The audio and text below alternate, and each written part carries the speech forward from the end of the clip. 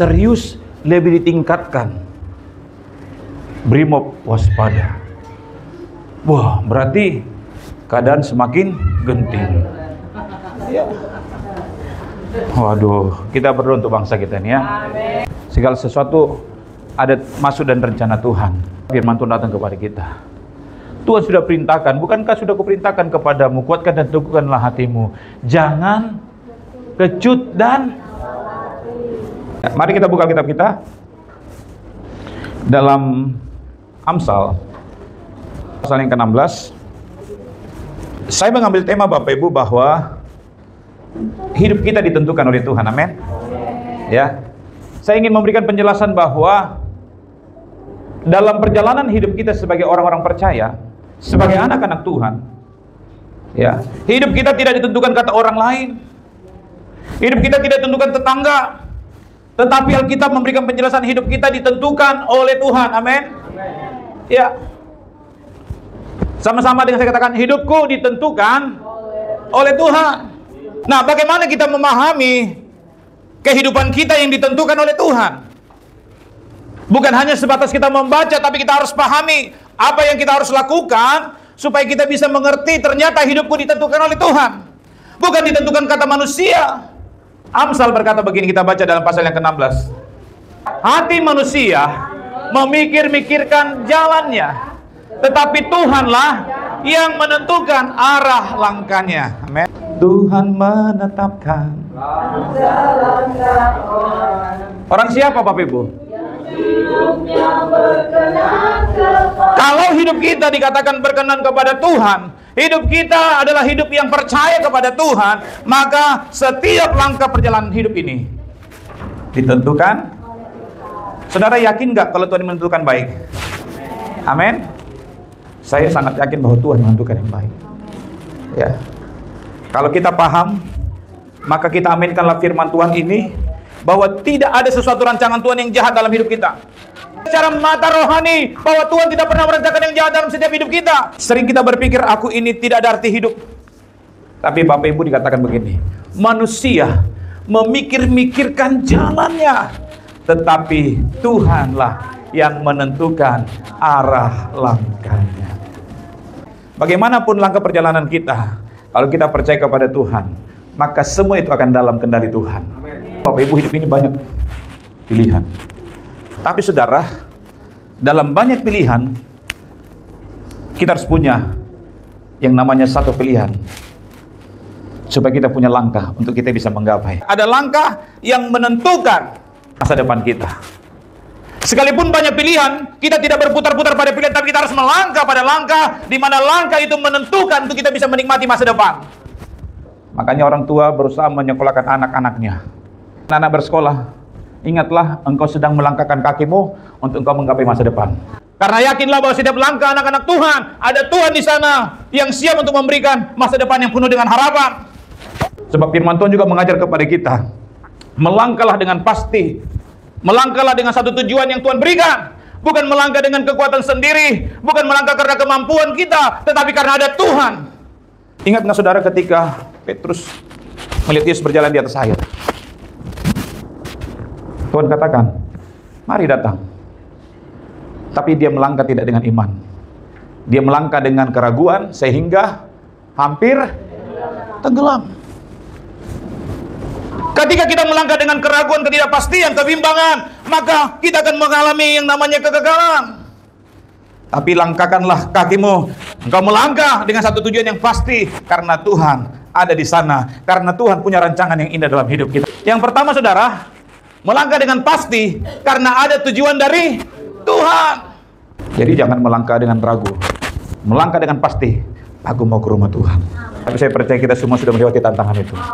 Parahnya, pas ada pesta pula hari Minggu, tantangan juga. Ya, pergi enggak? Pergi enggak? Soalnya ada kondangan di samping. Apalagi musiknya ada artisnya lagi saudara. Tapi baca apa yang dikatakan begini.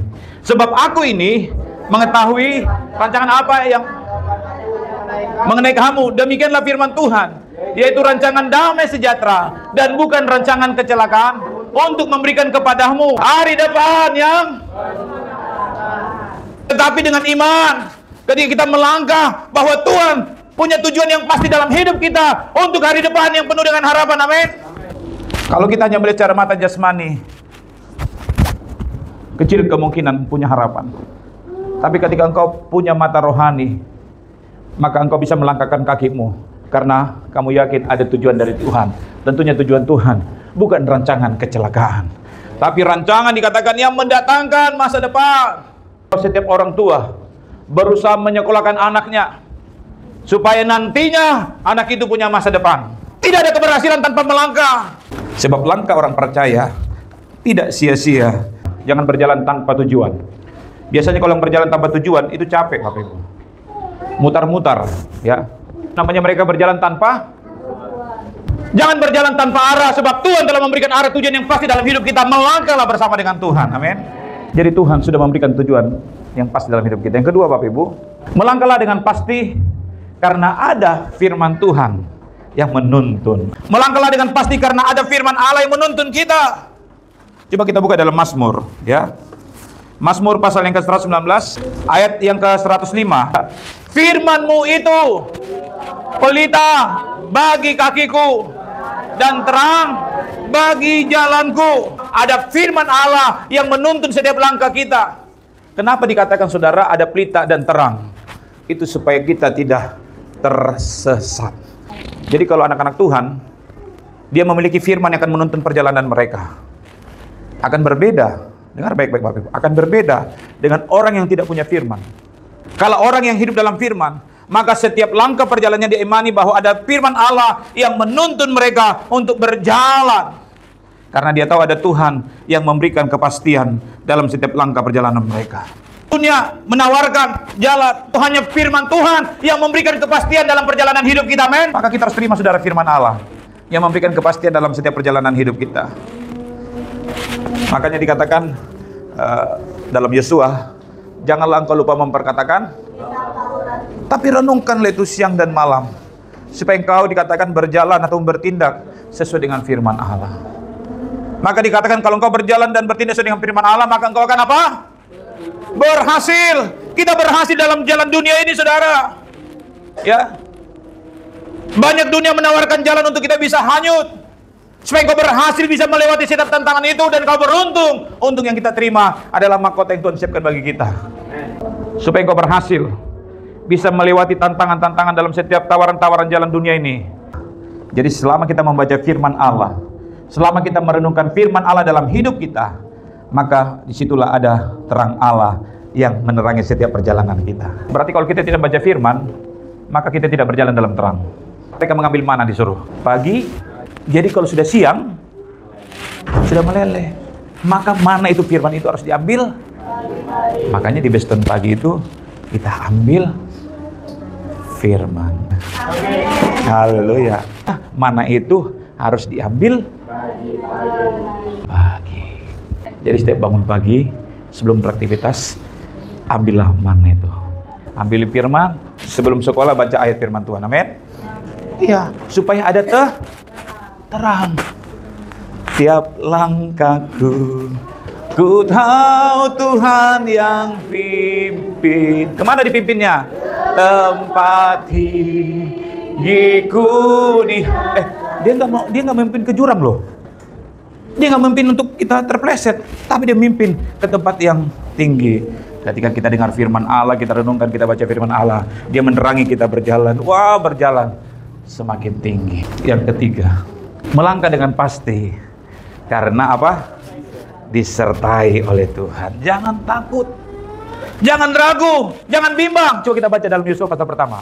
Bukankah telah kuperintahkan kepadamu, kuatkan dan teguhkanlah hatimu, jangan kecil dan tawar hati, sebab Tuhan Allahmu menyertai engkau kemanapun. Jangan kecut dan tawar hati. Ingat Tuhan sudah perintahkan, sudah diperintahkan. Sudah kuperintahkan. Sudah kuperintahkan, dikatakan kepadamu, kuatkan dan teguhkanlah apa? Hatimu. Ternyata saudara, hati ini perlu dijaga supaya hati tetap kuat. Amin. Karena kalau hati kita lemah, kecillah Kecillah kekuatanmu, saudara. Kan dikatakan, jagalah hatimu dengan jagalah dengan. Gimana kira-kira? Ada yang bisa terangkan bagaimana orang yang waspada? Waspada itu adalah orang yang siap sedia dengan situasi keadaan. Waspada. Kalau cuma jaga bisa santai, saudara. Contoh saya katakan, tolonglah ini, saya pinjam. Jeffrey, kau jaga Trans ya? Iya, bisa dijaga. Tapi Jeffrey, kau waspada ya. Mana lebih parah, saudara? Hah? Berarti waspada itu sangat serius, karena hati ini sangat serius, saudara. Kalau kita tidak bisa jaga hati ini, aduh, kita izinkan, saudara. Belum tentu itu benar kata orang, kita sudah terima, sehingga kita hancur hatiku, dikatakan saudara. Hancur hatiku, kata saudara. Ya. Serius lebih ditingkatkan. Brimob waspada. Wah, berarti keadaan semakin genting. Ya. Waduh, kita berdoa untuk bangsa kita nih ya. Amin. Ya. Tapi kadang-kadang ya kita tidak tahu apa yang ingin terjadi di balik itu. Segala sesuatu ada maksud dan rencana Tuhan. Firman Tuhan datang kepada kita.